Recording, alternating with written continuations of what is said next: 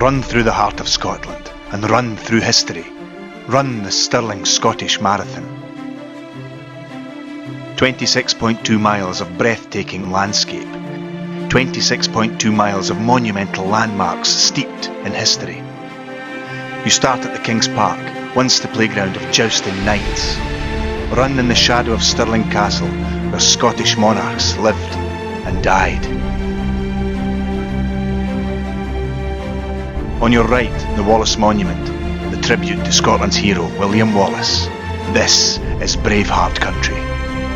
The next 7 miles roll through to Doune and its castle, a stage for Monty Python, Game of Thrones and Outlander. At the Cathedral city of Dunblane, you are halfway there. Take a breather and a selfie at Andy Murray's Olympic golden post box. Then to Bridge of Allan, looping around Carse of Lecropt. Near mile 20 you sweep around into the stunning grounds of the University of Stirling, then back towards the castle, towards the end, towards your own bit of history. Run through the heart of Scotland and run through history. The Stirling Scottish Marathon.